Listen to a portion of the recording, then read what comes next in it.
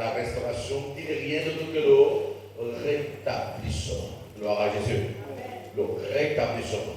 Nous avons alors vu l'histoire qui concernait notre cher frère égyptien, gloire à Jésus, le chef des chansons qui s'occupait des boissons de Pharaon et qui fut pleinement rétabli dans ses responsabilités. Alors que celui qui s'occupait de la nourriture fut alors disqualifié. Gloire à Jésus. Et nous disons alors que lorsque Dieu dit que c'est le temps de rétablissement, c'est le temps de récupérer ce qui a été pris, ce qui nous a été volé. Alléluia. Et nous avons dit que quelquefois nous subissons certains nombres de choses, pas parce que nous sommes en fait coupables. Ces deux personnages avaient été mis en prison. Certainement, peut-être il y a eu quelque chose qui s'est produit à la cuisine. Mais le chef des chansons n'avait absolument rien fait. Parce que lorsque la vision est accordée à tous les deux, Joseph donnera l'interprétation en leur faisant savoir que le chef des chansons sera libéré et sera rétabli dans ses fonctions. Mais en ce qui concerne celui qui s'occupait du restaurant, de la nourriture, celui-là devait être disqualifié, il devait mourir. Et c'est ce qui devait se passer. Alléluia. Il était donc la personne qui était la cause pour laquelle le chef des chansons était en prison. Donc, quand on parle de la restauration ou encore du rétablissement, Dieu ne rétablit pas sans toutefois juger le coupable. Alléluia. Il juge le coupable en vous rétablissant dans vos droits. Il juge le coupable en vous établissant dans vos droits. Il a donc jugé celui qui était coupable. Et il a sorti l'innocent pour le rétablir dans ses droits. Et donc en cette année de rétablissement ou encore de restauration, plus que tu es innocent, je vois Dieu te rétablir dans tes droits au nom de Jésus.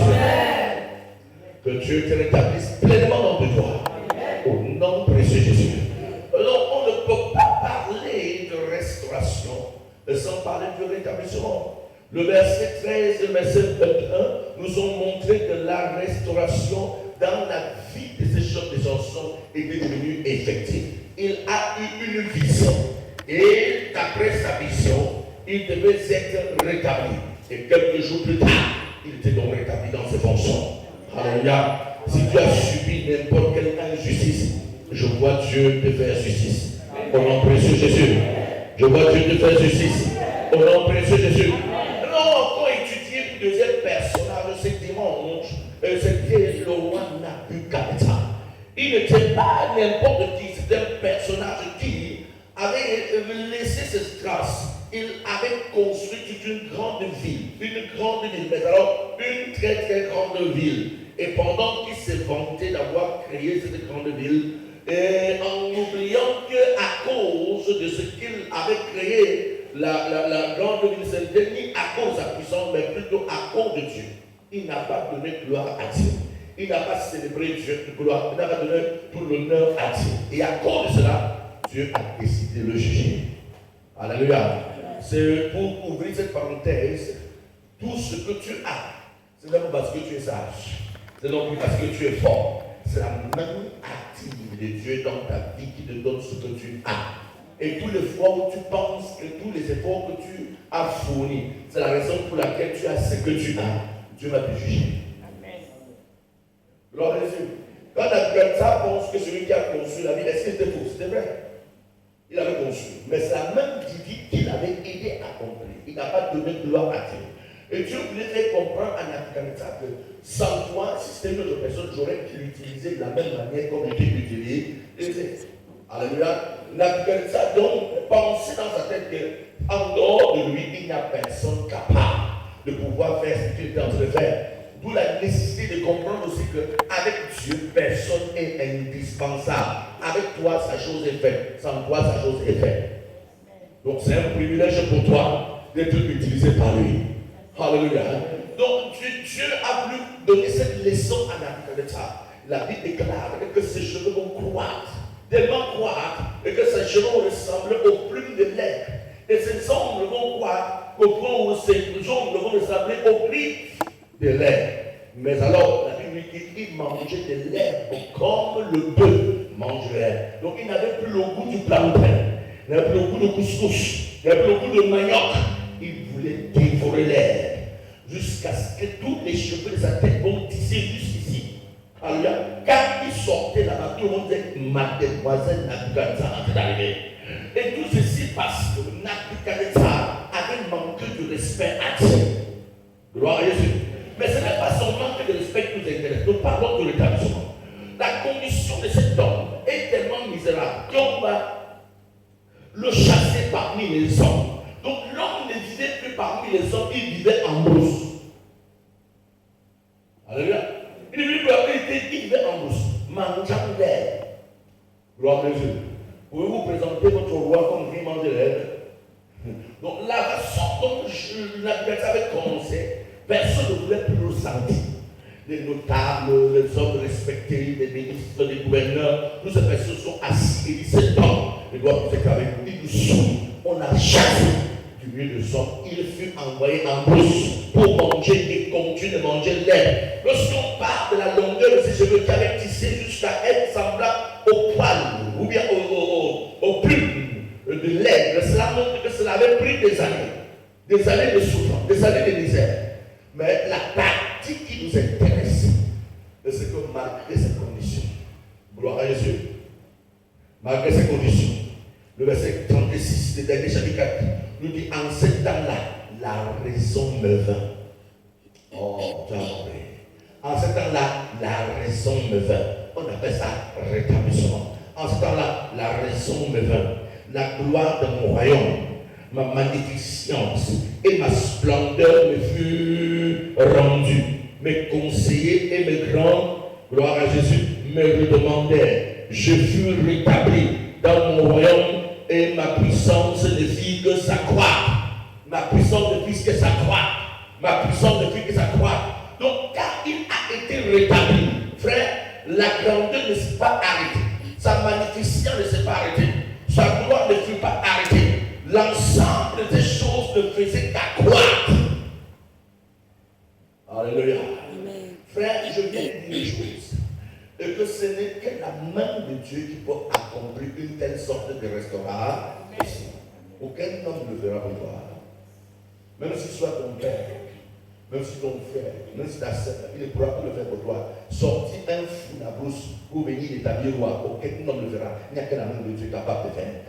Que ce texte nous révèle ce que la restauration, ce que le rétablissement divin est capable de faire. Sortir quelqu'un du milieu le plus misérable, la condition la plus misérable, pour l'établir là où il était le passé. Retirer l'homme de la condition la plus misérable pour le rétablir. C'est la son don qu'il n'y a aucune situation que Dieu ne peut renverser. Mais il n'y a aucune situation.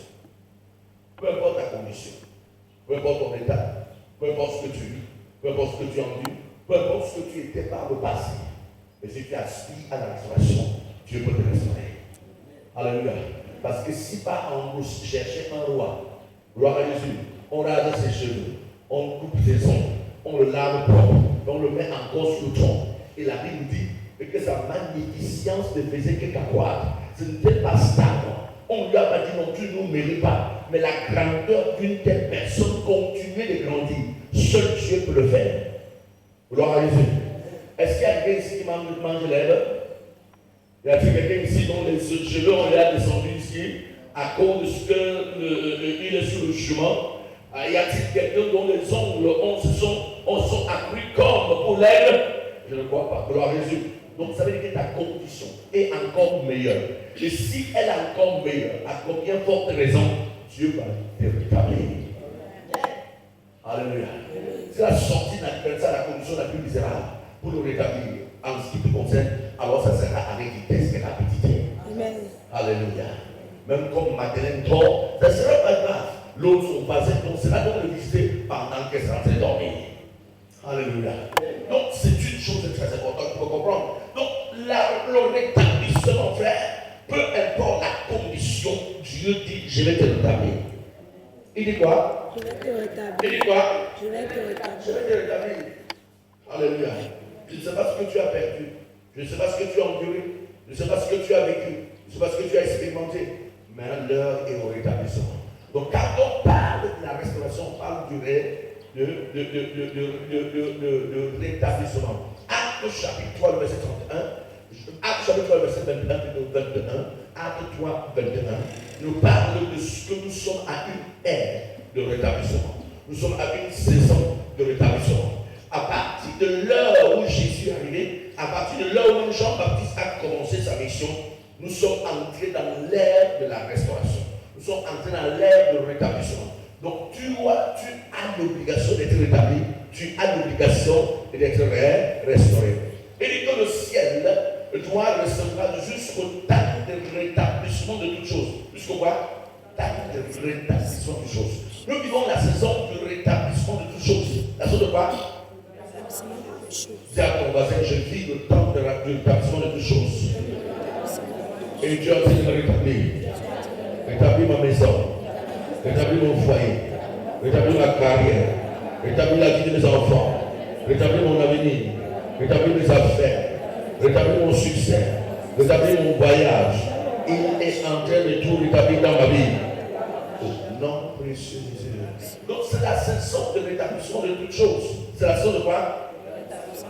De toutes choses. Alléluia. Regardez, un jour, en train de poser la question à Jésus par rapport à Élie. Et l'une des choses qui m'a touché, c'est la réponse. Et c'est ça qui m'intéresse ce soir. Matthieu 17, verset 11. Matthieu 17, verset 11. Il répondit, il est vrai qu'Élie doit venir et rétablir toutes choses. Il est vrai qu'Élie doit venir. Et il fait quoi? Et rétablir toutes choses. Et rétablir toutes choses. Mais qui est donc cet Élie? Nous savons que c'est Jean-Baptiste, n'est-ce pas? Nous comprenons que Jésus les connaît et que la venue de Jean-Baptiste, la mission spécifique de Jean-Baptiste était de quoi? Rétablir toutes choses. Je vois Dieu te rétablir dans tes doigts. Cet amen n'est pas ton amen. Dieu te rétablit dans tes doigts. Au nom de Jésus. Je ne sais pas qui a détourné quelque chose qui est à toi, mais l'Éternel te rétablit dans tes doigts. L'Éternel te rétablit dans tes doigts. L'Éternel te rétablit dans tes doigts. Au nom puissant de Jésus. Alléluia. Gloire à Jésus. Il y a encore deux textes intéressants que nous allons lire. Jérémie 31, le verset 4, et ensuite Ésaïe 14, le verset 1. Jérémie 31, le verset 4, et Ésaïe 14, le verset 1. Ces deux textes nous parlent du rétablissement. Et c'est Dieu qui donne la promesse en ce qui concerne le rétablissement. Alléluia. Et il dit dans le livre de Jérémie, chapitre 31, le verset 4, il dit, je te rétablirai encore, et tu seras rétabli. J'aime ça. Je te rétablirai encore, et tu seras rétabli. Je te rétablirai encore, et tu seras rétabli. Alléluia. C'est que Dieu est en train de te faire savoir que comme moi je te rétablis, tu es vraiment établi. Il n'y a personne pour te bousculer. Je te rétablirai encore. Et tu seras établi. Donc il n'y aura personne, mais alors personne pour te bousculer parce que Dieu te rétablit encore. Amen. Alléluia. Mais tu seras comment? Établi. Gloire à Jésus.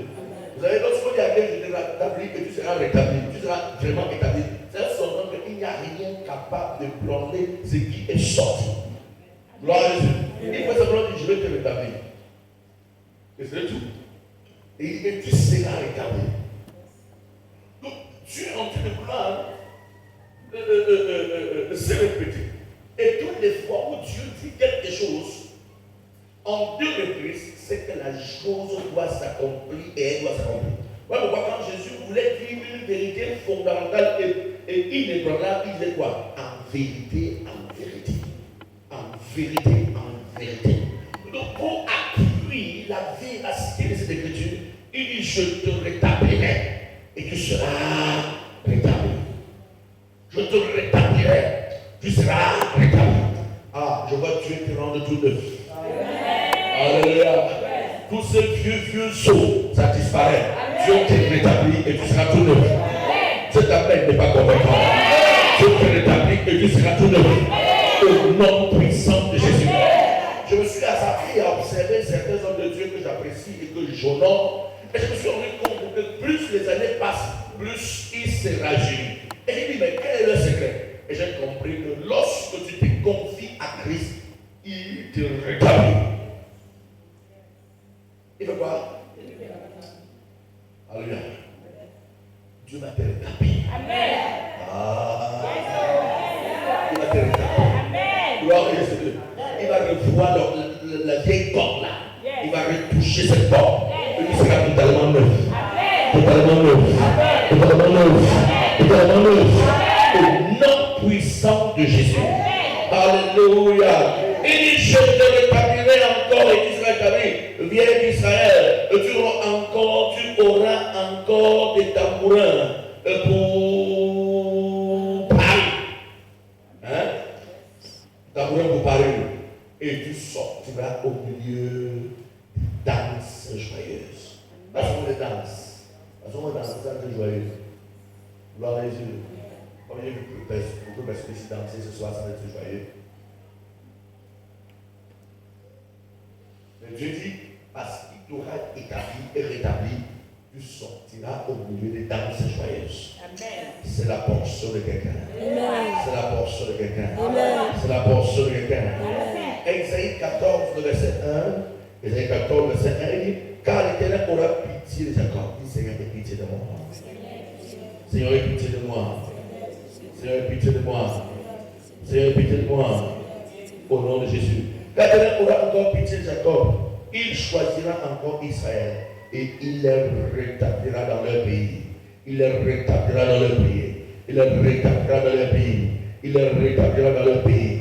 Il les rétablira dans leur pays. Les étrangers se joindront à eux et ils s'uniront dans la maison de Jacob. Alléluia. Dieu va te rétablir dans ton pays. Dieu va te rétablir dans tes droits. Dieu va te rétablir dans ton lieu de service. Dieu va te rétablir dans ta carrière. Dieu va te rétablir dans ta maison. Au nom précieux Jésus. Tu ne discuteras plus ta femme ou ton mari avec qui que ce soit. Parce que Dieu te rétablit au nom de Jésus. Parce que Dieu te rétablit au nom de Jésus. Dieu te rétablit au nom de Jésus. C'est pour ce que Dieu t'a promis. Tu ne discuteras pas avec quelqu'un. Parce que Dieu te rétablit au nom précieux Jésus. Alléluia. Maintenant, dans l'ordre de l'établissement, devons tout simplement dire Amen pour que l'établissement arrive. Non. Il y a toujours quelque chose à faire. Dans les principes bibliques, rien ne tombe sur vous au hasard. Lorsque vous parcourez les Écritures, vous allez toujours voir qu'il y a toujours quelque chose à faire. Donc je ne dis pas simplement Amen et les choses se réalisent. Gloire à Jésus. Si tu veux dire Amen, les choses se réalisent, ça devient comme la magie. Or, Dieu n'est pas magicien. Alléluia. Il est le souverain créateur de l'univers et qui a mis l'univers dans des codes et des principes. Vous faites ce que vous êtes supposé faire et les choses deviennent bien pour vous. Donc, dans le royaume de Dieu, il y a quelque chose à faire. Que désirez-vous? Vous dites ce que vous désirez et Dieu vous dit voici ce que vous êtes supposé faire pour que ce que vous désirez arrive. Parce qu'il y a toujours quelque chose à faire. Il y a quoi? Toujours quelque chose à faire. Même dans le jardin d'Éden, on ne parle plus du jardin d'Éden. On a l'impression qu'au jardin d'Éden, Adam dormait et se réveillait, mangeait et se couchait. C'est faux. Adam était créé pour transformer le jardin d'Éden en paradis. Transformer la terre totalement en jardin d'Éden. Il avait une mission. Il avait été créé pour cultiver le jardin et le garder. Donc il y a toujours quelque chose à faire. Gloire à Jésus. Rien ne tombe au hasard. Rien ne se fait au hasard. D'ailleurs, la chose qu'il faut beaucoup craindre, c'est le gratuit. Lorsqu'on te donne job, il faut avoir peur. Parce que Dieu ne marche pas comme ça. Les choses de Dieu ne marchent pas comme ça. Il y a toujours quelque chose à faire. Il y a quoi? Toujours quelque chose à faire. Vous ne pouvez pas simplement dire, Seigneur, c'est le temps de la restauration. Je suis restauré. Et c'est suffisant. Non. Il y a quelque chose que tu es supposé faire pour que la restauration soit totalement déclenchée dans ta vie. Sinon, tu resteras en temps. C'était l'année de restauration. Non. Pourquoi ma vie n'est pas toujours restaurée? Parce que tu n'as pas su quoi faire. Il y a quelque chose à faire. C'est qu'on va dire qu'il y a quelque chose à faire. Il n'y a pas de restauration gratuite. La restauration est provoquée. Et tu as l'obligation de la provoquer. Ne croise pas tes bras en espérant que ça tombera sur toi par enchantement.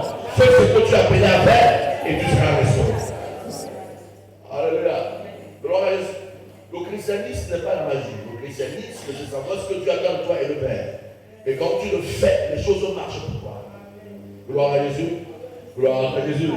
Mais malheureusement, beaucoup de personnes pensent qu'il y a des choses, on doit utiliser certaines choses pour atteindre certaines choses. Et parfois, ils utilisent ces méthodes, ça ne marche pas. Au lieu de changer de méthode, ils continuent d'utiliser la même méthode. On va pouvoir se retrouver à l'église avec des doublons de 7 ans. Même classe. Vous savez que l'église est venue encore, on trouve des doublons de 7 ans, non? Hein? Oui, des doublons de 7 ans. Pourquoi je parle de doublons de 7 ans? C'est quelqu'un qui est venu avec un problème. 7 ans plus tard, la personne a le même problème. Il n'a pas trouvé la solution. Pourquoi? Parce que la personne continue d'utiliser la même méthode pour obtenir les résultats. Et ça ne marche pas. L'année prochaine, il reprend la même méthode. Ça ne marche pas. L'année prochaine, il reprend la même méthode. Et il n'aura pas toujours de résultats. Parce que les mêmes causes produisent les mêmes effets. Donc si je fais telle chose, je dis 1 plus 1 égale 2. Alléluia. Et je continue plus 2 égale 2. Je suis malade. Alléluia. Donc si je dis 1 plus 1 égale 2. Maintenant, je dis plus 1 égale 4. Plus 2 égale 6. Plus 2 encore égale 8. Plus 2 encore égale 10. Vous voyez que je ne pourrais jamais avoir un bon résultat parce que j'ai déjà faussé les bases. J'ai sauté quelque chose. J'ai dit 1 plus 2 plus 1 égale 4. Or, je devais dire 1 plus 1 égale 5. Je n'aurais pas un bon résultat. Et quand on n'aurait pas un bon résultat, je suis obligé d'aller encore recommencer à 0. Et quelquefois dans la vie, c'est comme ça. Plusieurs chrétiens font ça. Répétant les mêmes choses sans résultat.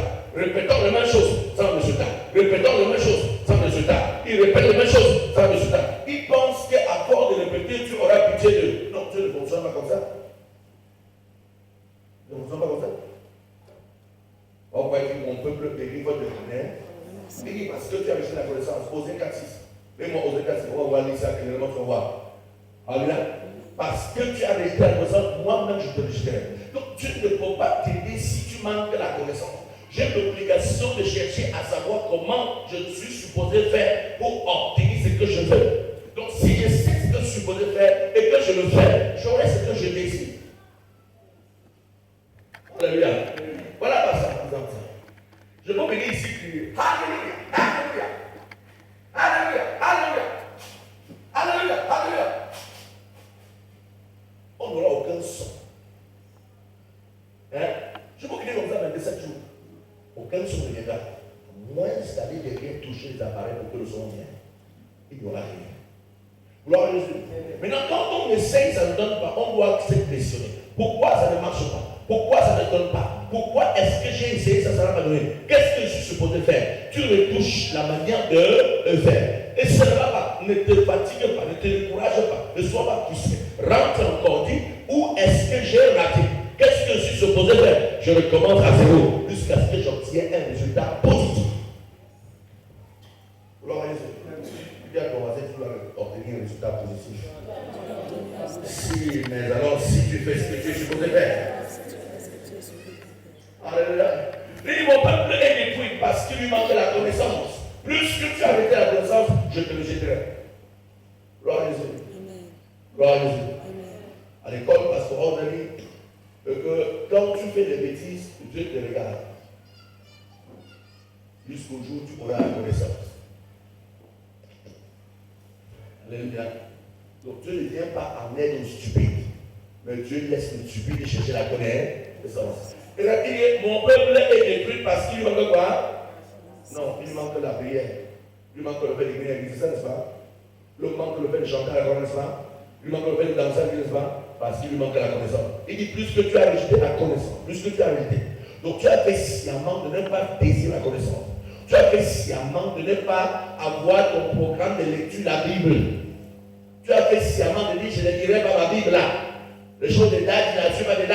Je ne lirai pas ma Bible là. Tu as fait sciemment de le faire. Il dit, je te rejetterai.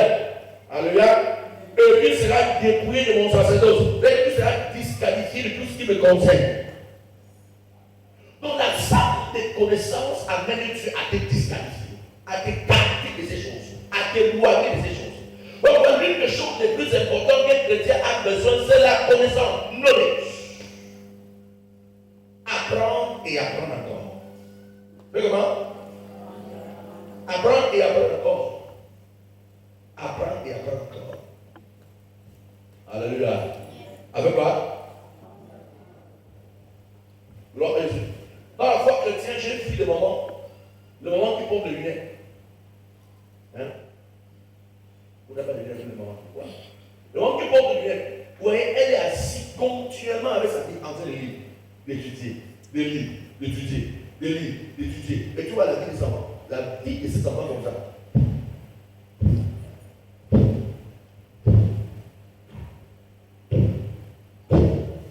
Parce que quand la connaissance entre en vous, la liberté de votre arbre généalogique devient effective. C'est que la postérité, votre postérité qui est connectée à votre cordon ombilical devient libérée.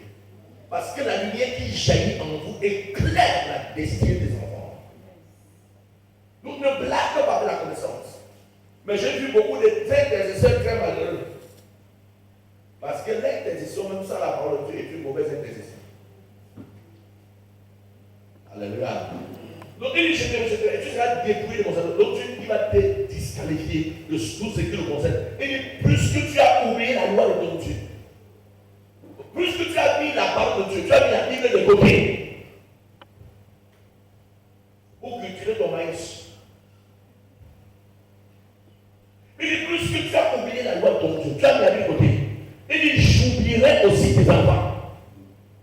C'est moi qui ai écrit ça, n'est-ce pas? Hein? Il dit, plus que tu as oublié la loi de ton Dieu, moi l'Éternel, je vais oublier tes enfants. Quel rapport y a-t-il entre le fait que j'ai laissé ma Bible et mes enfants alors? C'est parce qu'en lisant les Écritures, la parole de Dieu éclaire ta destinée, éclaire ton cordon ombilical, et par conséquent ta progéniture s'épanouit. Lire ta Bible est une bénédiction, pas pour le pasteur, pour toi.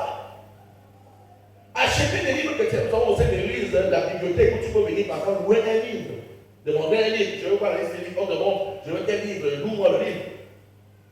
Tu loues un livre, tu lis, un livre chrétien, tu lis, et tu te bénis, et pendant que tu éclaires la destinée, tes enfants s'épanouissent.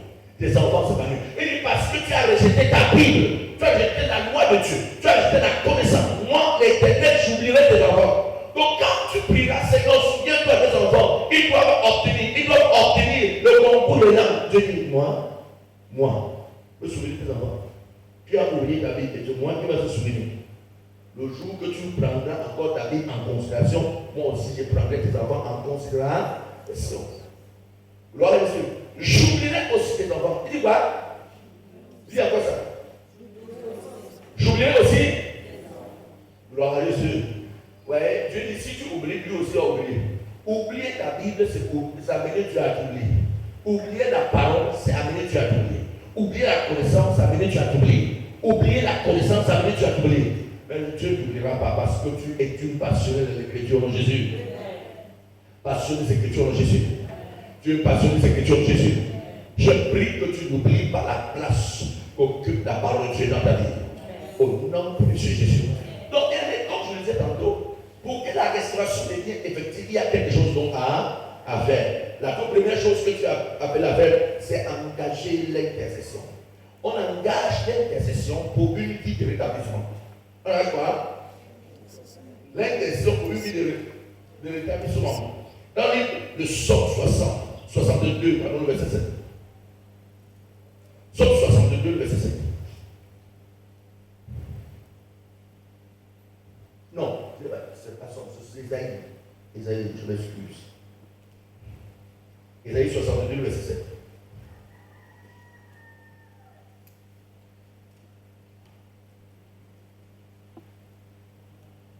Isaïe 62, le verset 7. C'est une parole intéressante. Et lui laissait au cœur. Montre le verset 6 d'abord. Ça peut pas comprendre le verset 7. Il dit sur tes murs, vous voyez ça?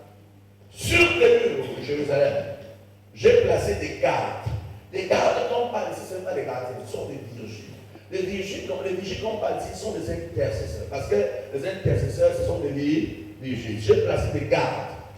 Ils ne se tairont ni jour et nuit. Bon, attends. La partie ici explique pourquoi on parle des gardes de ça. Ils ne se tairont ni jour ni nuit. Bon, qui connaît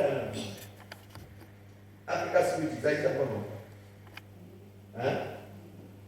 Le rôle de Africa Security, c'est de parler devant la banque écrite. Donc on parle de garde ici, on ne parle pas de gardien. Vous comprenez ce qu'on dit? On est regardé par contre, les autres sont compris. Sur tes murs, Jérusalem, j'ai placé quoi? Lycée, non? J'ai placé quoi? Des gardes. Ils ne se tairont. Donc ils ne cesseront de parler. Ni jour, ni nuit. Donc on ne parle pas des gardes, ils ne sont pas de personnes, on parle des intercesseurs. Ce sont des intercesseurs. Ils ne se tairont ni jour ni nuit. Ils parleront le jour, ils parleront la nuit. Ils prieront le jour, ils prieront la nuit. Ils intercéderont le jour, ils intercéderont la nuit. Gloire à Jésus. Vous qui avez rappelé au souvenir de l'Éternel, point de repos pour vous. Donc l'esprit de l'intercession était le qui n'a pas de repos. Et l'intercession est un aspect de la vie chrétienne où le chrétien ici engage n'a pas de repos. Avec ce chapitre 5, le verset 17, il priait sans cesse. On va prier sans cesse, c'est engager l'intercession. Vous ne pouvez pas trouver quelqu'un qui va dire fire, Holy Ghost, fire. L'intercession ne se fait pas de fire. L'intercession, c'est le cœur en action pour Dieu. C'est le cœur parlant au cœur de Dieu. L'intercession, c'est la capacité, c'est l'être humain, c'est tenant aux côtés de Dieu pour l'être humain. Vous me dit? C'est l'être humain, c'est tenant aux côtés de Dieu pour l'être humain. C'est ça l'intercession. Je me tiens entre Dieu et l'être humain. Je dois avoir la capacité de parler dans le cœur de Dieu et parler dans le cœur de l'être humain pour que les deux soient réconciliés. Ça l'intercession. Voilà, il ne s'interrompt ni jour ni nuit. Vous qui avez rappelé au souvenir de l'Éternel, point de repos pour vous. Verset 7 maintenant. Parce que le verset 5 nous intéresse. J'ai pris le 6 pour que vous puissiez comprendre. Ah, Jésus.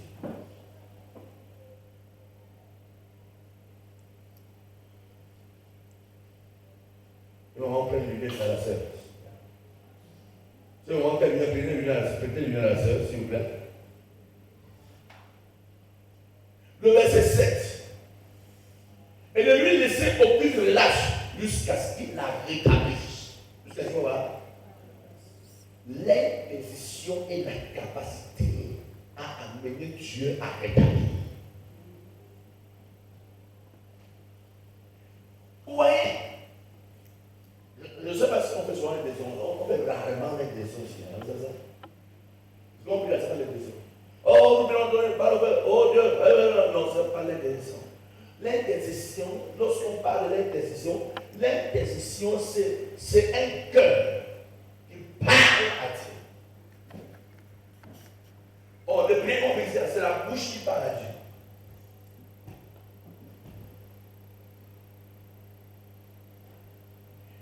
Le cœur à cœur. Dans l'intercession, votre âme est ouverte. Quand vous parlez, vous sentez votre poitrine résonner à l'intérieur de vous. Et vous savez si Dieu vous écoute ou ne vous écoute pas. Dans l'intercession, il n'y a pas trop de bruit. Non. Parce que c'est une mission spécifique entre toi et Dieu. Vous dites à Dieu ce que vous attendez de lui et vous le voyez intervenir. Vous voyez, il ne se tairont ni jour ni la nuit. Vous qui avez rappelé au souvenir l'Éternel, point de repos pour vous, jusqu'à ce qu'il rétablisse Jérusalem et la rende glorieuse sur terre. Jusqu'à ce qu'il rétablisse Jérusalem et la rende glorieuse sur terre. L'intercession, frère, on ne prie pas pour attendre les exaucements. Dans l'intercession, on parle et on ressort exaucé.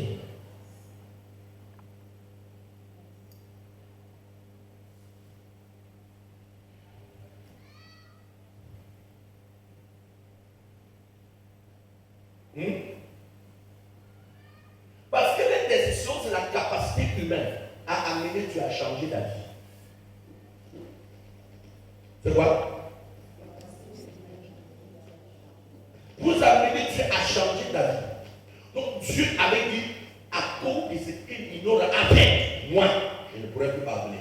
Je ne pourrais plus jamais avoir avec elle.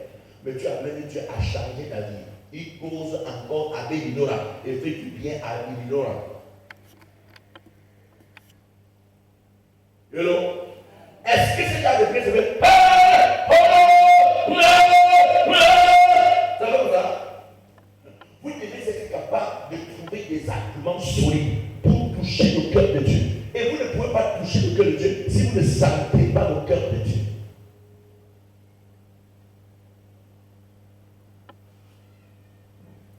Vous voyez ça? Vous le sentez son cœur, vous palpez son cœur. Et quand vous connaissez, vous palpez son cœur, vous pouvez convaincre son cœur. C'est ça l'exercice.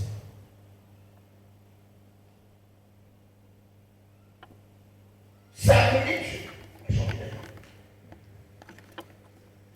Il y a les filles de cette fille de Thélochard. Et qui ont amené Dieu à changer des amis de cette fille de Thélochard. Ont amené Dieu à changer d'avis. Dieu dit à Moïse, il dit voici comment ça se passera. L'héritage se passera comme ça, l'héritage se passera comme ça, l'héritage se passera comme ça. Il y a en ce qui concerne les filles, ça se passera comme ça. Les filles de Thélochard pas rencontré Moïse. Il dit, pardon, la veille que tu as dit avec ton père, là, on n'est pas d'accord. Voilà ce que nous on pense. Nous on pense ici. Nous on pense, nous on pense, nous on pense. Et Moïse dit, parce que les enfants ont l'audace, mais ils ne sont pas d'accord avec ce que tu as dit. Et Dieu dit à Moïse, elles ont raison.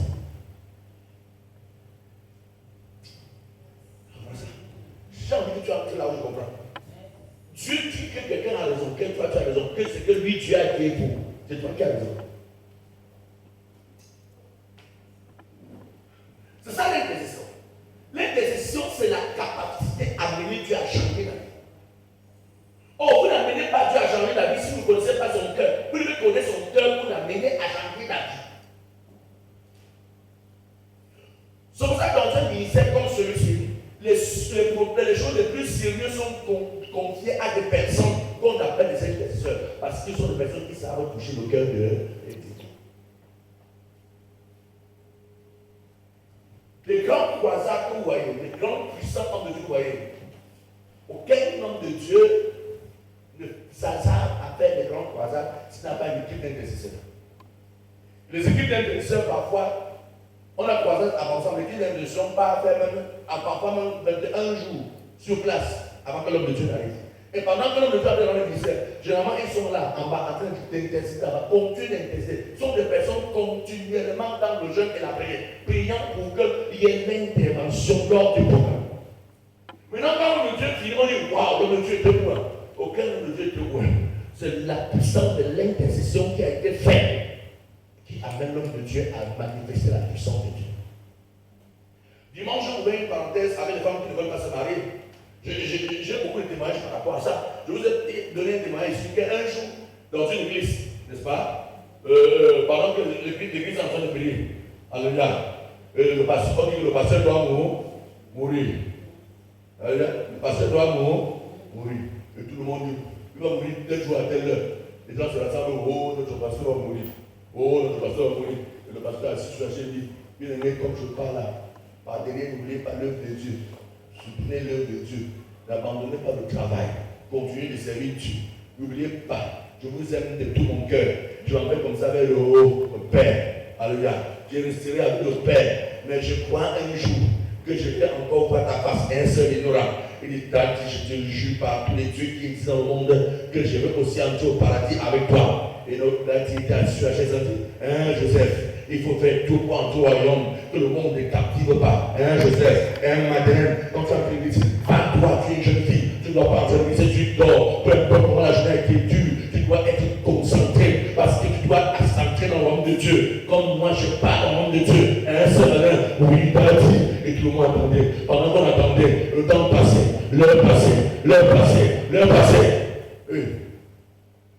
Est-ce que Dieu ment? On a 10 minutes. Dès que l'homme de Dieu est mourir à telle heure, pendant qu'ils sont en train de réfléchir, quelqu'un entre en courant. Maman, tel est mort, maman, tel est mort, maman, tel est mort, maman, tel est mort. On se rend compte que maman, tel est mort exactement à l'heure où Dieu avait dit En fait, la personne qui était devant sautant, criant et gémissant, les miracles qui se produisaient, ne se produisaient pas parce qu'il travaillait trop, mais il y avait une maman là derrière qui avait dit, mon pasteur, je me suis engagé à prier pour toi. Mon Dieu doit t'utiliser. Et par conséquent, quand le pasteur rendait le ministère, Dieu ne voyait pas le pasteur, il voyait maman assise derrière qui rend le ministère. Pour Dieu, ce n'était pas celui qui prêchait qui était le pasteur, c'est cette maman assise derrière qui était le pasteur. Il y a aussi une histoire de pasteur américain qui s'est passé aux États-Unis. Deux mamans assises à l'église, le pasteur vient tous les mardis. Il venait, vous avez entendu ça? Donald Trump est devenu président depuis hier. Je me dis, c'est merveilleux, alléluia. Vous savez, il a signé tous les décrets. Il a dit que. Il a dit, waouh! Le pasteur, au lieu d'être pasteur, il est devenu journaliste. La seule chose qu'il savait faire, c'est faire le reportage de toutes les informations qui passaient au monde. C'était l'homme de Dieu.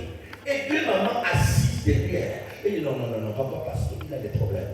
Et maman, allons prier. Dieu maman se rassemblait. Papa, nous prions pour ton serviteur. Seigneur, qu'il oublie un peu ce genre de choses. Il n'est pas journaliste, il est notre prédicateur. Papa, nous prions. Seigneur, que quand ton serviteur monte à l'hôtel, que le feu sort. Seigneur, ouvre-le. Seigneur, équipe-le. Seigneur, remplis-le. Oh Dieu, c'est ton moyen. Seigneur, oh Dieu, c'est ton moyen. Il criait à Dieu. Et il criait. Vendredi, le pasteur vient de voir le journaliste. Dimanche, le pasteur vient le jour après le journaliste. Mardi, il vient le jour, ainsi de suite. Malgré toutes les prières qu'il posait, le pasteur continuait à donner le journaliste. Un jour, le pasteur monte à l'hôtel. Il dit, ouvre sa Bible. Il dit, la Bible déclare, la puissance de Dieu est dans la salle. Maman regarde sa soeur, maman, et dit, le Seigneur nous a exaucés, le Seigneur nous a exaucés, le Seigneur nous a exaucés, le Seigneur nous a exaucés. C'est ça l'intercession, la capacité à porter les gens dans le cœur pour Dieu. Et non à murmurer. Là, il a introduit. Je viens arrêter 3 ans de prière. C'est même quoi? C'est l'esclavage. Tu penses qu'il avait trop mal pris pour qu'il ne fait plus mal? Je suis que tu pries pour ça, tu vas dire que désormais c'est pas 3 heures, c'est 6 heures. Mais non, c'est la vérité. C'est la vérité. Je connais ces deux jours toujours. Il dit que vous êtes méchants, vous ne priez pas pour votre pasteur. Vous êtes méchants, vous priez pour nous. Et c'est la vérité. Beaucoup de chrétiens ne prient pas pour le pasteur. Beaucoup ne prient pas. Le jour où le diable est mort, où le diable renverse, ils sont les premiers à dire, avec tout ce que le Père s'il nous prêchait, donc lui me était comme ça.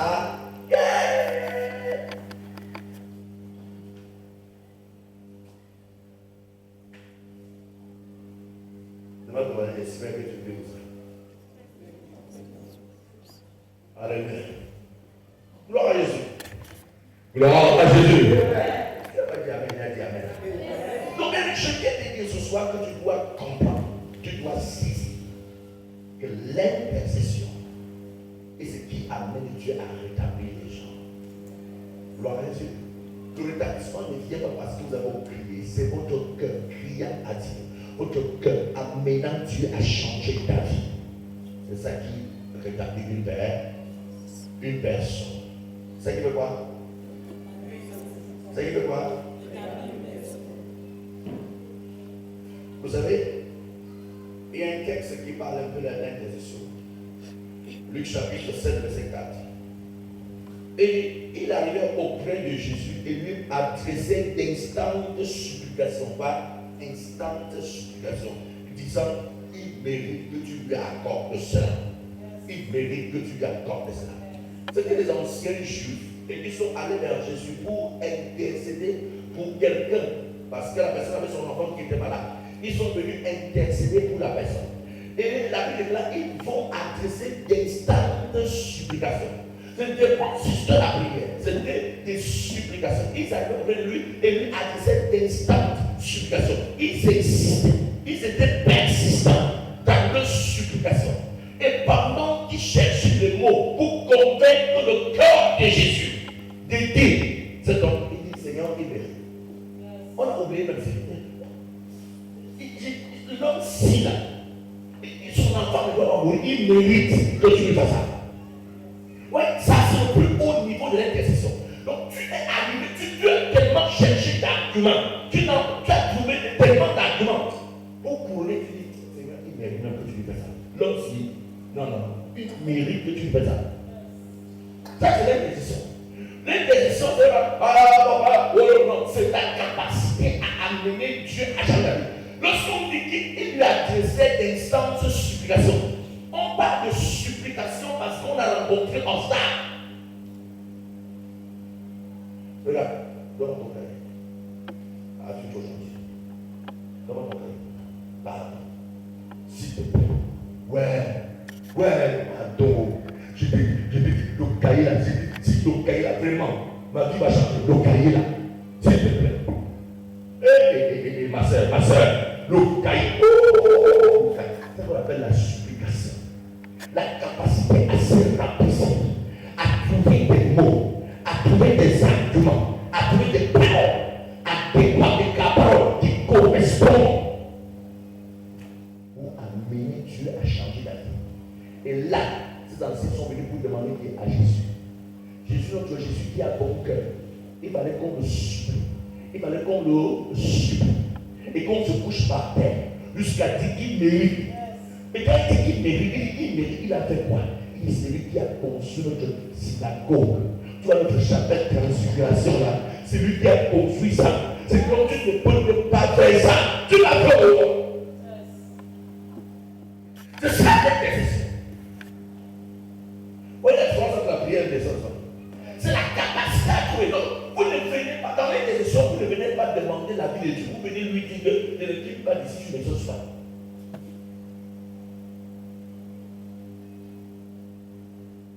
Donc, vous ne venez pas vous dire, oui, il va exaucer. Non, tu viens pour rentrer à la solution. L'intercession, c'est entrer et rentrer à la solution. Je n'entre pas dans sa présence et je tourne. Les intercesseurs d'État se trouvent en train de faire des heures. Mais un véritable intercesseur, quand il finit, il sait s'il est exaucé ou n'est pas exaucé. C'est pas que on va attendre pour voir si c'est non. L'intercession, quand tu es exaucé, tu sais. Parce que ton cœur, ton âme atteste, ton esprit atteste, à l'intérieur tu l'attestes. Et c'est ça de prière qui apporte au rétablissement la vie d'une personne.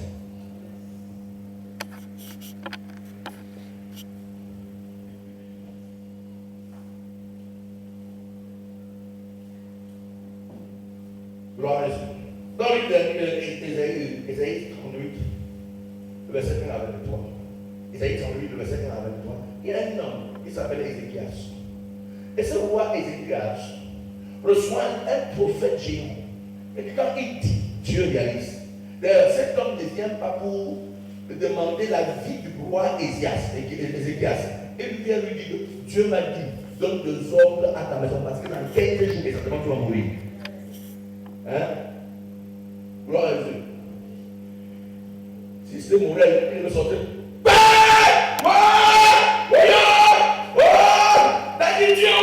On a dit qu'il peut mourir. C'était le prophète. Non. La Bible déclare quand Ézéchiel entendit une des paroles, il va tourner son dos au lit. Vous voyez que dans l'intercession, on peut intercéder étant couché, on peut intercéder étant endormi. On ne peut pas endormir, étant dans une position bizarre. Il va se tourner son dos au lit et il va parler au cœur de Dieu. Seigneur, tu te souviens, quand l'église était totalement à terre et que personne ne pouvait rien faire, je me suis dit, tu te souviens que lorsqu'il y avait ça, c'est moi qui ai fait. Tu te souviens que quand c'est moi, tu peux venir et matin et tu veux mourir maintenant, alors que j'ai des choses encore à faire, Seigneur, ce n'est pas normal. Et pendant qu'il parlait au cœur de Dieu, sans bruit, sans cri, sans gémissement, c'est le battement de son cœur, le rythme cardiaque qui parlait au cœur de Dieu. La Bible déclare que le prophète était encore dans la cour, que Dieu lui dit, rentre. Et dit à mon serviteur, je ne vais pas être la de ce prophète. Tu es prophétisé tout à l'heure, puis tu vas mourir dans 15 jours. C'est moi qui va rentrer et dire non, tu ne mourras plus. Si dans cette génération, le Christ c'est un faux prophète, bravo. Un faux prophète comme ça. Il vient dire que dans 15 jours, et maintenant rentré, il dit que ce n'est plus dans 15 jours. Vraiment, moi, c'est ça, le faux prophète. Mais qu'est-ce qu'il faut amener ce genre de prophète a cette telle confusion, un homme qui engage les pétitions. Et notre cher roi Ézéchias a engagé les décisions. Il a parlé au cœur de Dieu. Et la Bible est là, pendant qu'il parlait, il répandait d'abondantes larmes. Les décisions peuvent parfois être accompagnées de larmes.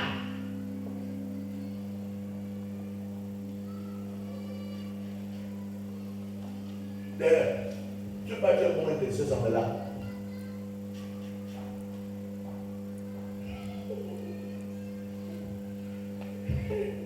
Pas des larmes de séduction, mais parce que ce que tu dis te touche. Parce qu'il y a des larmes de séduction, il y a même des larmes de lamentation. Mais cependant, il y a des larmes d'expression. Hello, gloire à Jésus. Alors quand je prêche tout ça, il dit que les hommes me faire pleurer. Il m'a dit, la vie avec toi, on va prier en pleurant. Oui. Parce qu'il y a des larmes de lamentation. C'est de ça que je parle. Mais il y a des larmes d'expression. Il y a des choses que tu ne peux pas dire. Ça veut dire que les larmes coulent. Et les larmes qui coulent là n'expriment pas les remords que tu as dans ton cœur.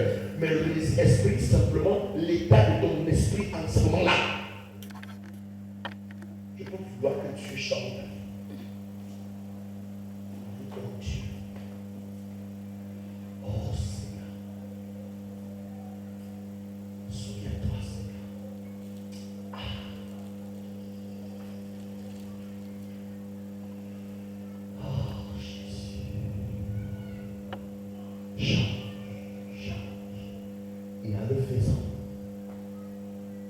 Je commence à ressentir dans mon cœur l'envie forte de voir la situation de ma soeur changer totalement.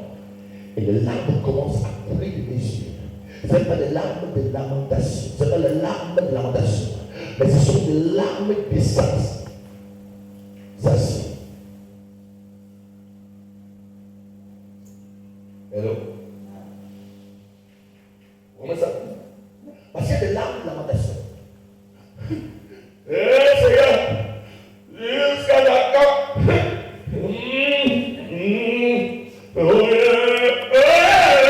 Seigneur. Et dit que deux sont tous. Laissez-les-moi entrer les. Alléluia. Laissez-les-moi entrer les morts. Gloire à Jésus. Gloire à Jésus. Vous voyez, la Bible dit que devant la tombe de Lazare, Jésus, ému de compassion, Jésus pleura, ému de compassion. La compassion peut te pousser à pleurer. D'accord? Et dans l'intercession, en fait, les intercesseurs sont des personnes prêtes à traiter de miséricorde, de compassion. Vous ne pouvez pas être un intercesseur étant une personne rancunière. Les intercesseurs sont des personnes qui ont le cœur plein de compassion. C'est pas qu'ils regardent Madou. Seigneur, ma fille devait être à Marie. Oh mon Dieu.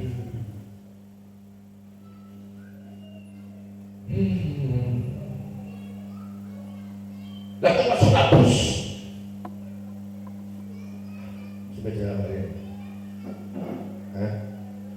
Tu vas faire ça. Tu vas demander. Oh, c'est bon. Tu vas marier à 17 ans. Tu vas avoir 17 ans. Alléluia. La compassion te pousse à couler des larmes. Et cette compassion est mieux. Regardez, les gens n'ont pas compris. Quand on parcourt les Écritures, il y a une chose que Jésus, le grand secret de Jésus, pour opérer le miracle, ce n'était pas le faire à faire, c'était ému de compassion. Quand il multiplie le peuple, vérifiez dans vos Écritures, il est ému de compassion. Quand il est devant la tombe de ça, ému de compassion. Quand il était face à quelque chose, ému de compassion. La compassion dans le cœur de Jésus était le secret pour déclencher le miracle. Parce que lorsqu'on est compatissant, on parle avec son cœur attiré.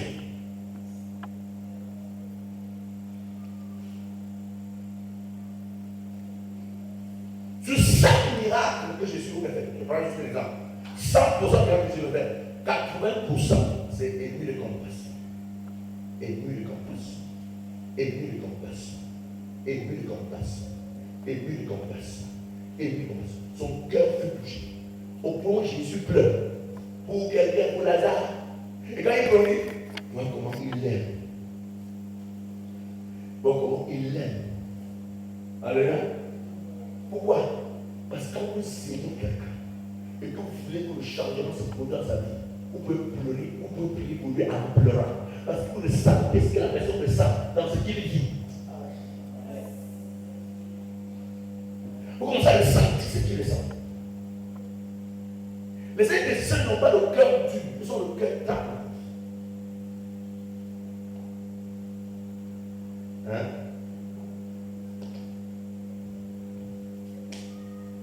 Alléluia. C'est pour ça que le roi Ézéchias tourne le dos. Pendant qu'il est en train de parler, il va répandre d'abondantes larmes devant le Seigneur. Ce n'était pas les larmes de murmure, ce n'était pas les larmes de lamentation, c'était des larmes qui sortaient de son cœur et qui pouvaient couler devant Dieu. Pour dire Dieu, papa, tu vois mes téléphone déjà à la vie quand même, j'ai des choses encore à faire. Gloire à Jésus. Seigneur, regarde, Daniel, tu ne peux pas partir sans bénir son mariage. Ce n'est pas normal, Seigneur. Regarde Madeleine. Si ce n'est pas maintenant que tu as béni son mariage, je dois bénir son mariage. Regarde mon rêve, Seigneur. Regarde Linora. Regarde elle, regarde Karine. Regarde, c'est clair. Amen.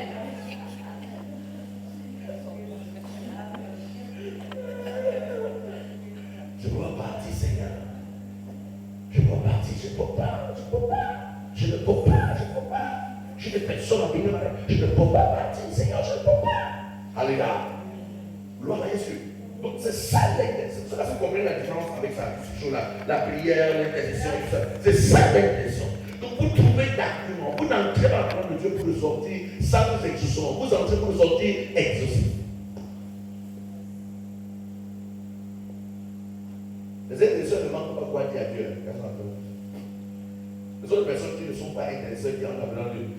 Il a prié quelques minutes. Il a quelques minutes seulement.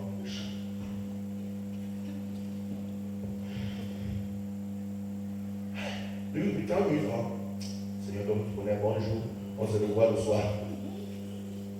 Les intercesseurs ne manquent pas quoi dire à Dieu. Ne manquent pas quoi dire à Dieu. Un intercesseur a toujours, c'est-à-dire que son esprit est programmé pour le suivre de prière. Parce que son cœur rythme au cœur de Dieu.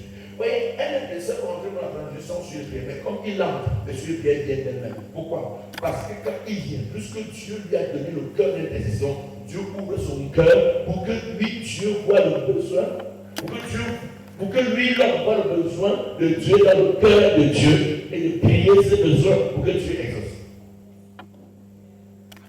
C'est un peu bizarre, mais c'est la réalité. Est-ce que vous savez que Dieu bon, quelqu'un a déjà se couché sur le lit et Dieu dit lève-toi plus d'elle. Voilà. Par exemple, il dit comme ça que tu as la grâce de Dieu, Dieu ouvre son cœur pour que tu vois le besoin de Dieu, pour que tu pries pour qu'il exauce. Tu dis, mais comment Dieu voit le besoin de Dieu dans son cœur pour qu'il prie pour qu'il exauce? Pourquoi Dieu peut dire à quelqu'un lève-toi plus d'elle personne? C'est le besoin de Dieu dans le cœur de Dieu. Et c'est toi qui pries ce besoin pour que lui, Dieu exauce.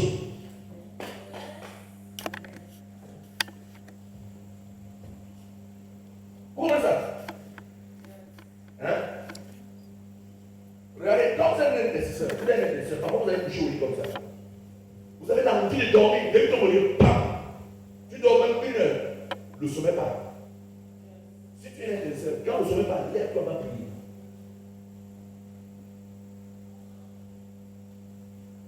Il y en a quelqu'un qui ne se met pas, il tourne le lit. Ouais, tu peux faire quoi, Dieu? Il y a un moment, Dieu doit se fermer, il doit forcer. Non, le Seigneur qui te rentre, non. Un intercesseur sait qu'à l'instance, Dieu peut prier. Et en ce moment, le sommeil quitte Dieu pour que tu l'aides et que tu travailles. Il y a même des personnes qui sont probablement endormies. Et ils sont très endormis. Et comme par exemple, il y a un moustique bizarre.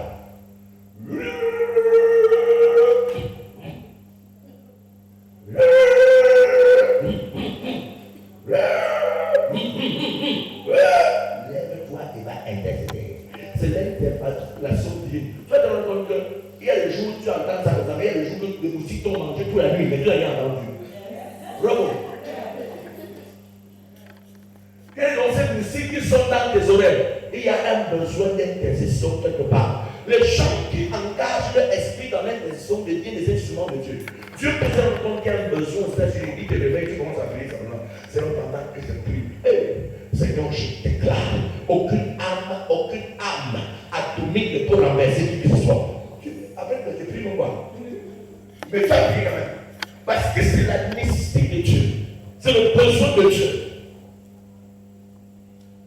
Il t'a réveillé pour que tu pries. Alléluia. Pasteur. Amen. Le besoin de Dieu. Quand vous devenez une sœur, oh, c'est mon esprit. Vous êtes où? Vous êtes bien. Pourquoi vous êtes bien? Parce que vous devenez son instrument. Il vous interpelle à chaque moment. Vous interpelle à chaque moment pour un besoin. Parfois, vous ne pouvez pas prier sur madame. Vous ne pouvez pas dire ce que vous avez prié, mais vous avez prié quand même. Hein? Vous avez prié, vous priez. Oh Seigneur, agis. Il a dit quoi? Il demande d'agir quoi? Agis. Parce que tu es en train de vouloir faire quelque chose. Il y a quelque chose qui s'est réalisé quelque part. Il veut t'utiliser là pour empêcher la chose de se produire. Il n'est pas dormi. Beaucoup de personnes ont dormi et le diable a fait quelque chose quelque part alors que Dieu voulait qu'il se lève et prie.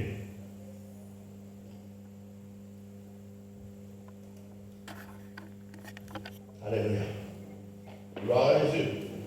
Donc, il dit plus que j'ai insomnie. Prie. Dis à ton voisin, il dit plus que tu as insomnie. Prie.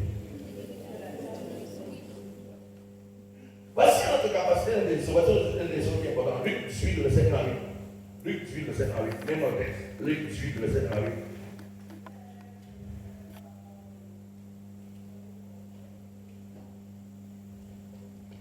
Luc 18, le 7 à 8.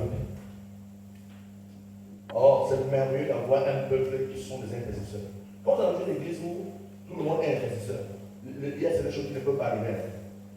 Il y a des choses qui peuvent arriver. Donc parfois, le diable va attaquer quelqu'un en Afrique du Sud. Dieu te révèle quoi, ça prie, tu pries seulement, tu pries seulement. Parfois, tu ne sais même pas que c'est toi qui as prié pour sauver la personne en Afrique du Sud, tu ne sais même pas. Mais juste parce que tu es devenu son instrument. Et les telles personnes sont des personnes particulièrement bénies par Dieu.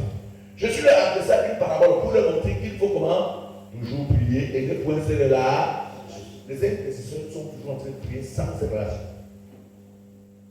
Un intercesseur, tu peux voir, il est en train de bouger.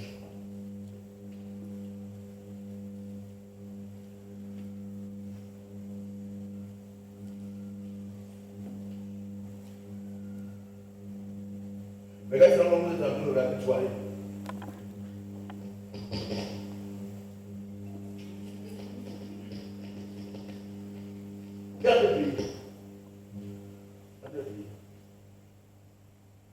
On prie en écoutant un cours, on prie en visionnant, on prie en dormant, on prie en chantant, on prie.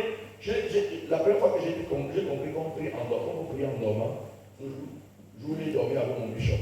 Il était venu ici pour le programme, il était donc logé à l'hôtel qui est à côté de Mamabon, l'hôtel Bifao. Alors je quitte ici pour aller là-bas l'accompagner, parce qu'il y a une chambre d'hôtel là-bas, je vais là-bas pour l'accompagner. J'arrive là-bas, il est presque 1 heure. Il dit que c'est la seule que je n'en veux pas. Je n'ai pas des enfants à peine. Tu dors ici avec moi. Ici. J'appelle ça mon midi. Je viens madame elle dort ici. Je me couche derrière. My father. Le père ne dort pas. Il a dormi, mais il a fait prier. Name of Jesus. C'est pour pour ceux, il sortait des yaourts. Il avait une voiture, la Lucis. Il a pris la Lucis à Yaoundé. Il sort des Yaoundé, je pense. Il est à Yaoundé vers 14 heures. Arrivé ici à 19 heures. Tenir le programme. On avait chanté à l'église, chanté à la maison de bâtiment, on a chanté. De chanter. Je sors, j'appelle ta vie, pour ouvrir la terre. On chante, on chante, jusqu'à ce qu'il arrive. Fatigué, il tire le programme. C'était la délivrance. C'est là où on a mis le bunga de melon. Nous sommes des démons qui dessus le bunga de melon, dessus ici de melon. Toutes les choses bizarres se produisent parce qu'on avait une négation sur le melon. Ils nous ont saccagés. Je me souviens, l'un des pasteurs qui était avec lui était obligé de prendre quelqu'un. Il dit, sors!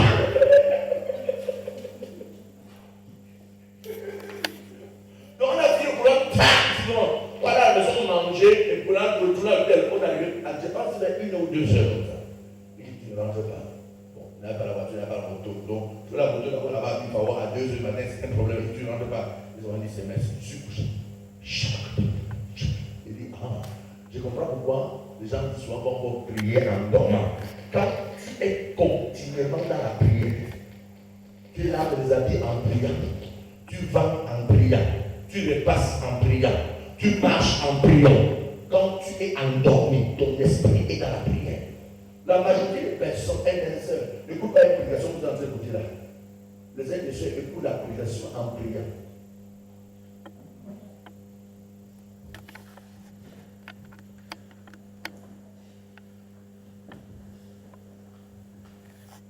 Les uns et ceux écoutent la prédication vraiment.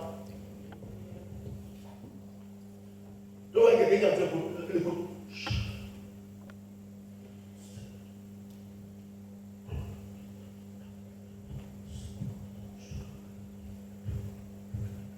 Quand tu écoutes en priant, ton esprit n'est pas distrait. Tu es focalisé. Et pendant que tu écoutes la puissance de Dieu, sort de ce qui est dit entre toi. Les gens qui écoutent la prédication en priant ne retournent jamais chez eux sans miracle. Ils entrent toujours avec une vertu spirituelle. Parce que chaque fois la parole de Dieu sort et est relâchée, ça transporte avec elle une puissance. Et pendant que la personne qui écoute en priant, la puissance de Dieu s'en suit. Alléluia. Il faut toujours. Il dit qu'il y avait dans une ville un homme juge et qui ne craignait point Dieu et qui n'avait d'égard pour personne. Quand il ne craint point Dieu, il n'a d'égard pour personne. La seule chose que tu as besoin, c'est l'intercession. Quand tu as essayé tout, ça va marcher. La seule chose qui te reste, c'est l'intercession. Quand tu as utilisé toutes les méthodes que tu avais par le passé, le combat spirituel, les criots, le dondon, tout ce que tu as utilisé, ça va marcher. La seule arme qui te reste, c'est l'intercession. Il dit que l'homme n'avait d'égard pour personne. Il ne craignait ni Dieu, ni qui que ce soit. Le verset doit dire, il y avait aussi dans cette même ville, une veuve. Et j'aime souligner le mot veuve. Parce que bibliquement, les veuves dans une église sont toujours des intercesseurs. De quoi? Les veuves sont toujours des intercesseurs. Prenez la Bible dans les évangiles. Jusqu'au livre d'Apocalypse. Bon, dans le livre d'Apocalypse, il y avait le veuve. Mais jusqu'au dernier livre, l'avant-dernier livre, tout là où on parle de veuve, on parle de la prière. D'ailleurs, dans le livre de Luc, chapitre 1, qui a une veuve et qui a vu ça. Donc, comment elle s'est mariée? Son mari est mort. Hein? Comment elle s'est mariée? Son mari est mort. Ah.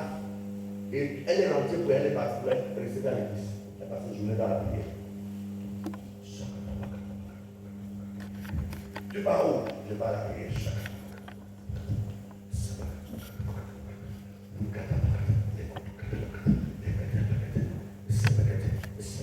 C'est vrai que Timon disait ceci, que toute femme qui n'aspire au mariage au sein de l'église, sa mission première, c'est quoi? C'est la prière. C'est l'intercession. En fait, c'est l'intercession. Sa mission première, c'est l'intercession. Une femme qui n'aspire au mariage rêve voir les jeunes filles de l'église se marier et se marier avec les bonnes femmes, avec les bons maris et les bonnes femmes. Alléluia. Pour une femme qui n'aspire plus à se marier, elle se réjouit quand il voit les enfants au sein de l'église avancer et réussir.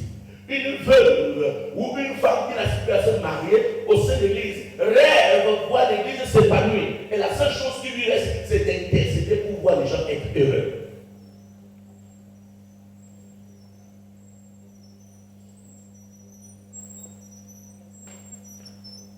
C'est ça. Donc si tu n'aspires plus à te marier, l'unique travail que tu as fait, c'est de prier. Non, les gens heureux. Mets le bonheur sur les gens. Et les gens pour qui tu pries n'ont pas besoin de savoir que c'est toi qui as prié. Ah, ça, c'est le frère. L'Amérique. Des souris comme ça, c'est seras ici de prier et Dieu fait pour toi. Tu vas recevoir ta récompense. Les gens n'ont pas besoin de savoir que tu as prié. Les gens n'ont pas besoin de connaître que tu as prié pour eux. Non. Tu as en train de rendre ta mission. Tu as en train d'accomplir ta mission devant Dieu. Tu as en train de te mettre le couronne sur la tête en l'ordre dessus. Le fait qu'elle connaît, elle est contente. Elle te donne un petit bon bol de beignet banane avec encore le poisson dessus. Hein? Le bon piment. Il lui dit merci, tu manges et tu vas chier. C'est fini. Or, si tu n'avais rien dit et qu'elle ne te donnait rien, la récompense du ciel, c'est une couronne, c'est une diadème qui est mise sur ta tête. Et tu changes les diadèmes avec un bol de beignet. Dis à ton voisin, est-ce que tu as pensé? Dis à ton voisin, ne change pas ton diadème avec un bol de beignet. Ça va vous dire que tu me donnes pas mes beignets. Si tu as mes beignets, tu me donnes. Mais ne me donne pas parce qu'il est pour toi. Alléluia. Alléluia. Donc on continue dans le texte. Gloire à Jésus. Et qui venait lui dire, fais-moi justice de ma patrie à Amen. Fais-moi justice de ma patrie à Amen. Verset 4. C'est là où les textes sont engagés. Gloire à Jésus. Pendant longtemps. Comment? Pendant longtemps. Cette femme n'est pas arrêtée. Pendant longtemps. C'est-à-dire que tantôt que l'intercession, ce n'est pas simplement jeter quelle parole et partir. C'est prier jusqu'à l'exaucement. C'est ça l'intercession. Pendant longtemps. Pendant longtemps. Pendant longtemps. Avez-vous apporté quelqu'un dans votre cœur pendant un an? Prions pour la personne. La même personne. Qui a fait ça? Hein? Je n'ai pas besoin de prier spontané. Parce que la prière spontanée. Tu pries sur j'ai encore oublié mon sujet de prière là. Sortez à moi, prier. Papa, nous prions pour lui. Non, je parle de porter sur prière. Peut-être qu'il ne se passe pas de journée, ça te dit ça dans ton cœur, c'est parce que tu es venu voir la personne, que tu pries pour lui lundi, mardi, jusqu'à 7 jours. Après, tu le commandes. Un mois, 2 mois, 1 an. Tu portes la personne et tu ne veux pas exaucer. Mais tu ne lâches pas. Ça fait du bien. Est-ce que vous savez que j'avais une jeune fille, une jeune soeur, Marie-Florence. Gloire à Dieu. Cette soeur avait engagé sa vie dans l'intercession. Tellement engagée dans l'intercession que je vous ai parlé de l'une de mes filles, l'une de mes soeurs, deux soeurs en Christ qui a grandi, qui est dans une famille où la soeur avait le sein. Elle, le seul qui a eu le sein, eu le BBC, le poitoire, le bac, jusqu'à la licence, le ballon. C'est cette jeune sœur. Personne dans sa famille. Sa petite sœur a eu simplement le sein. C'était fini. Elle seule est partie jusqu'à la licence. Et vous savez comment? Personne ne pouvait l'avance. Mais la seule chose qu'elle connaissait faire à l'église, c'était l'intercession. Donc il suffisait seulement qu'elle entende ton problème, elle porte ça dans son cœur. Elle commence à prier. Elle commence à prier. Elle commence à prier. Elle commence à prier. Elle commence à prier. Parfois, tu as dit, alléluia, le Seigneur agit. Et dans son cœur, elle sait que j'ai prié, j'ai pleuré devant Dieu pour la baisse. Une jeune fille, mais elle est comme ça. Petit décor. Jusqu'au jour où elle est petite comme ça. Alléluia. Transportant le fardeau. Et elle était continuellement exaucée. Et c'est comme ça que dans l'église, les gens ont pris la responsabilité. L'autre dit, je vais payer, je vais payer. L'autre a payé ses études jusqu'à ce qu'elle a eu le bac. Hein? La 6e jusqu'à ce qu'elle ait le bac. Dès qu'elle a eu le bac, le gars dit, bon, je sais qu'il ne m'a pas fini ici au fait. Comment ça s'appelle? Il dit, non, merci beaucoup pour ce que tu as fait pour moi. Mais je m'arrête à la qui continue. Il y a une défi qui doit arriver. Elle est quittée, mais tu vas parler à lui. On ne sait pas où elle parlait. Elle dit, mais elle continue de jouer son intention. Elle a pris sa licence, elle est où? L'intercession vous ouvre les portes. Priez pour les gens sans attendre de quelque chose. Avec Dieu, à se souvenir. Priez pour les personnes sans attendre de lui quelque chose. C'est qu'on a tendance à vouloir prier. Seigneur, souviens-toi de mes enfants. Souviens-toi de ma carrière. Souviens-toi de ma maison. Souviens-toi de mon argent. Souviens-toi aujourd'hui de ma famille. Seigneur, ma maison. Seigneur, mon.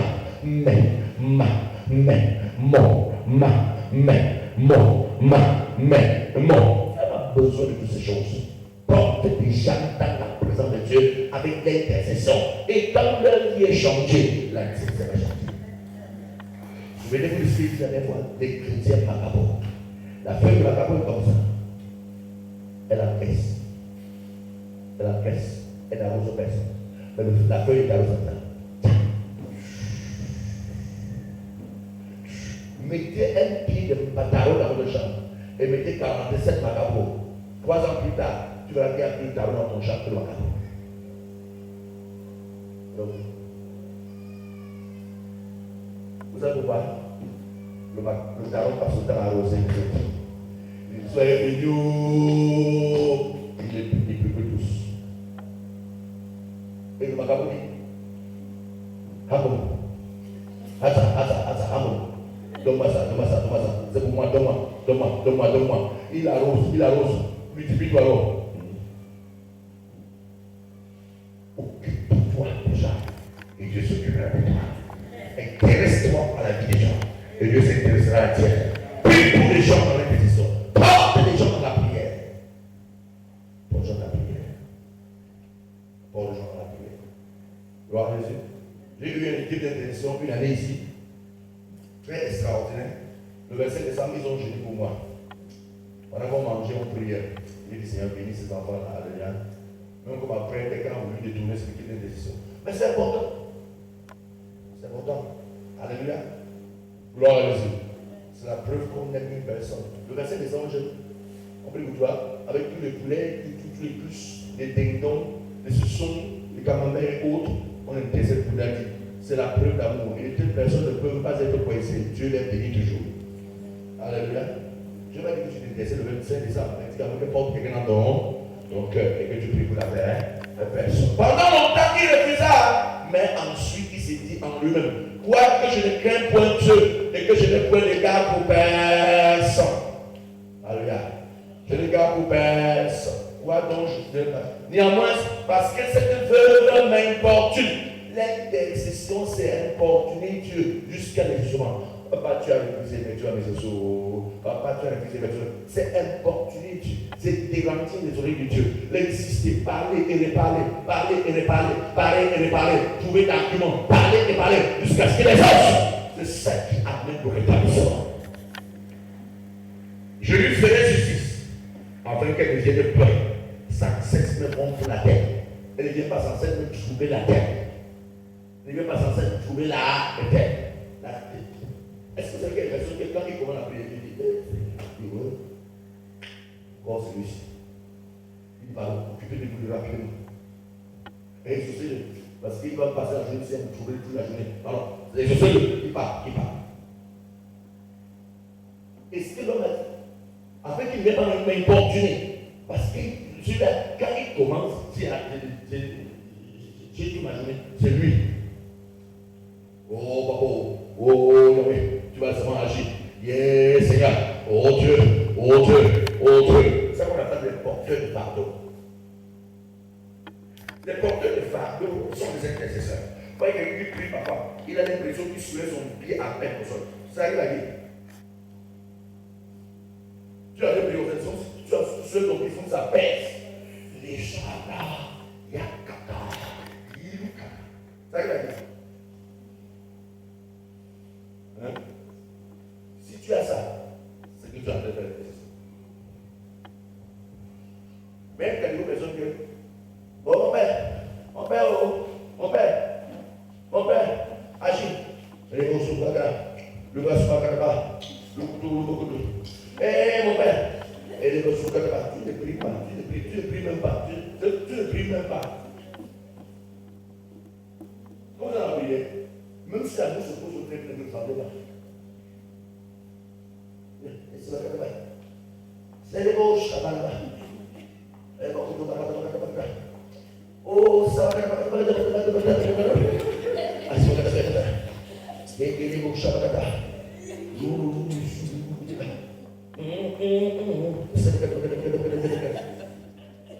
Tu remplis de formalités. Tout le monde peut dire, tu remplis de formalités. Alléluia. Gloire à Jésus. La raison pour laquelle, pourquoi on ferme les yeux, pourquoi parfois on ferme les yeux, c'est parce que quelqu'un faut sentir que son cœur est en train de bouger pour Dieu. Bon, est-ce que c'est en fermant forcément ses yeux que son cœur touche Dieu? Pas forcément.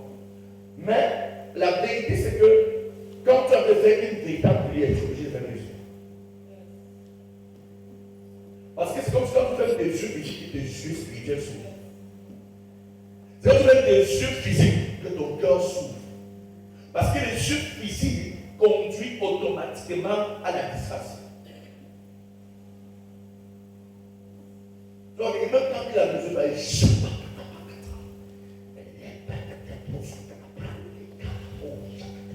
il est concentré, il est engagé. Son âme paradis. Alléluia. Gloire à Jésus. Tu as commencé à engager l'intercession pour une vie de rétablissement. 5 veut réclamer qu'on puisse lui faire justice. Ça veut dire rétablis-moi dans mes droits. Fais quoi? Il était en train de voir le juge pour que le juge le rétablisse dans ses droits. Il dit fais-moi justice de ma patrie. Amen. Peut-être c'est une preuve dont la belle famille était venue porter le bien. Il est parti voir le juge. Donc il est tard qu'on me rétablit dans mes biens. Ils n'ont envie d'entendre. Tu sais que les gens là sont trop forts. Il dit établis-moi dans mes biens. Jusqu'à ce que le juge se lève et fasse quelque chose. L'intercession amène Dieu à te rétablir. Gloire à Jésus. Gloire à Jésus. Gloire à Jésus. Et la deuxième chose, qui n'est pas l'intercession, mais qui est juste le retour à l'éternel. Par une vie de repentance. Par une vie de repentance. Le retour à l'éternel par une vie de repentance. Job chapitre 22, le verset 23. Tu seras rétabli si tu reviens au Tout-Puissant. Si tu éloignes de ta dame, tu seras comment? Rétabli. Si tu reviens au Tout-Puissant. Le retour attire. Le retour attire. Le retour attire. Le retour attire. Et ce qui permet que la restauration devienne effective. Quand tu décides et dis mon cœur, tu retournes attire. Si tu retournes attire. Si tu retournes attire. Si tu retournes attire. Il dit ouais, je vais te rétablir. Gloire à Dieu. Regardez parce que là-bas, c'est comme vous trompez. Il dit Job 22, le verset 23. Quand tu dis autre chose, et que tu enlèves d'abord la chercher l'autre. Parce que tu vas discuter des gens avec ça. Tu dois enlever. Les gens ne me crient pas la même chose qu'ils ont écrit. Alléluia, c'est très important. Amen. Donc il dit si tu retournes, et je vais te rétablir. Job 22, le verset 23. Il dit tu seras rétabli si tu reviens. Si tu reviens au Tout-Puissant. Donc le retour attire, permet que tu sois rétabli.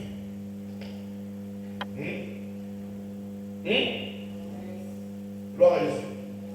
Dis à ton voisin, retourne à Dieu. Si tu éloignes, regardez, le diable te dit tout quoi. Regardez, quand tu as envie de retourner vers Dieu, ou bien quand tu as envie de prendre une décision importante avec Dieu, ça veut le diable te dit. Tu sais, ça fait déjà plus de 2 ans que tu es dans cette condition. Pour te rattraper, ça prendra du temps. Hein? Ça prendra du temps. Ça prendra du temps. Tu sais, regarde, tu devais être là loin là-bas. Mais regarde où tu te trouves. Maintenant, dis simplement que tu veux recommencer. Maintenant, tu sais quand est-ce que tu vas arriver là-bas. Il te faut des années. Ce n'est pas forcément ça avec Dieu. Quand tu sais que c'est avec Dieu, en quelques laps de temps, il peut te restaurer là où tu es supposé être. Et parfois, on ne peut pas se sécurité dans le. J'ai eu ce problème avec un des fils. Gloire à Jésus. Il entre à l'église. Il est ça, il dit ouais, je devais être loin là-bas. Me voici assis. Et à force de penser que je devais être loin là-bas, me voici assis ici, ça l'empêche de vouloir faire encore quelque chose avec Dieu. Et le diable seul faut danser à des choses. Le diable aime s'il y a des choses. Que tu penses que. Il dit, regarde, va avoir un Saint-Glory, alors qu'il avait dit, tu vas à l'église. C'est parce que je devais être aujourd'hui, moi, pasteur. Me voici en position même païen, il me répète, Seigneur Jésus. Je vais arriver avec vous. Je vous dis, ce sont des choses vraies. Les gens vivent ça. Donc la personne a envie de retourner à Dieu, mais il pense à ça. Et là, il a été trop dur là. Je suis dit encore, mais Seigneur. Non. Je préfère moi rester moi direct comme ça, qu'il y ait des temps à autres et je le parle. C'est l'ennemi qui plonge dans ces genres de moissonneurs, dans ces genres d'obscurité. Allez, regardez le fils prodigue. Vous savez le fils prodigue, c'est ça? Il est entré à la maison le même jour. Celui qui était là et qui servait Dieu depuis des années n'a pas eu. C'est que celui qui vient d'entrer a eu. Donc ne te laisse pas tromper. tomber par ces choses. Tu te rends compte que tu as fait un faux pas. Redresse-toi simplement. Dieu peut te restaurer. Si tu es sincère et vrai envers lui, il peut tellement te restaurer que les gens sont étonnés. Le fils prodigue entre à l'église, entre à la famille, entre à la maison. Il a droit à l'agneau d'or. Son grand frère n'en avait pas. On tue un veau gras. Son frère n'avait jamais mangé de veau gras. Jusqu'à ce que son frère qui était à la maison depuis des années est jaloux. Le rétablissement du gars est tellement rapide, alors qu'il a fait tellement de bêtises. Ne laisse pas le diable te tromper, ne laisse pas le diable te tromper. Sois simplement sincère avec Dieu. Seigneur, j'en ai marre d'être là où je suis. Tu sais que je devais être là-bas. Pourquoi je suis ici, Seigneur? Je ne veux plus te conduire ici. Je m'engage à te servir convenablement. Je veux être restauré, Seigneur. En cette année, Dieu veut te restaurer. Dieu veut te restaurer. Il n'y en a pas d'autres personnes qui ont telle personne à tel endroit. Moi, je vais arriver comme non. Dieu ne fonctionne pas comme ça. Dieu fonctionne en fonction de la sincérité de ton cœur. En fait, Dieu ne tient même pas compte du nombre d'années. J'ai écouté l'histoire de Papa Déboué. Le jour qui entre à l'église, le premier jour, pendant que son pasteur fait prêcher, Dieu dit va le pasteur. Le premier jour, il n'a pas compte de sa vie à Dieu. Il dit va le pasteur de l'église. Et en même temps, il y avait des assistants pasteurs à l'église. Il y a un homme que Dieu ton assistant pasteur, quelqu'un, un païen de l'église, son pasteur. Je vais dire jusqu'à vous, je dis pasteur. Regarde, tu n'as pas d'aventure là, c'est grave. On dit toujours que Dieu te parle, mais cette fois-ci, tu appuies sur tes lentilles. Vous me suivez? Est-ce que vous suivez clairement? Il entre là, Dieu dit, va le passer. Il n'aime pas, il n'a pas compris de sa vie. On ne sait pas si tu as sa vie à Dieu ou pas. Mais Dieu va le passer. Mais regardez où il a amené les dîmes. Aucun pasteur géant n'a pu faire ce qu'il a fait. Il n'en a pas. Quand vous entrez en vie de l'écosse, vous ne faites pas 10 pas sans voir quelque chose qui appartient à lui. J'ai tellement vu que demander à la pasteur, la vie, si c'est la vie de Dieu, il dit, oh mais tu sais pas que Papa Débouille a dit que la vie de l'écosse c'est pour lui. Lui, vous ne pouvez pas faire 10 pas sans voir quelque chose qui appartient à l'Écosse. Et Dieu, ça c'est quand même. On parle d'une ville d'environ 20 millions d'habitants. 20 millions d'habitants. Une ville qui a tout le Cameroun. Parce que le Nigeria, en Est, c'est 200 000 habitants. La ville elle-même a 20 000 habitants. 20 millions d'habitants. Donc presque tout le Cameroun. Tous les gens marchent de fourmis. Mais vous faites 10 pas. Vous pouvez dire 10 pas pour tout. Si vous ne voyez pas un établissement, vous allez voir un bureau, vous allez voir une église. C'est comme ça, la Bible, la Bible. Mais le jour qui entre à l'église, c'était un païen, il dit voilà mon pasteur. Alors, dès qu'on va dire c'était pas tard. C'est le retour à Dieu qui est le plus important. Refuse d'entendre ce que le diable dit là. Retourne simplement. Et bientôt, nous allons très bientôt, tu seras là où Dieu te voit. Au nom précieux de Jésus. Alléluia. Dis à ton voisin que Dieu te restaure. Dis à ton voisin que Dieu te restaure. Que Dieu te restaure. Au nom précieux de Jésus. Alléluia. Alléluia. Donc le retour à Dieu. Et la deuxième chose, dis simplement, Seigneur, me voici. Je retourne à toi. Et bientôt, on dira que on pensait que, mais comment il a fait pour devenir? Parce que tu auras décidé de restaurer. Est-ce que tu vas acclamer Jésus pour toi-même? Je sais que j'ai dit des choses. Je sais que j'ai dit des choses.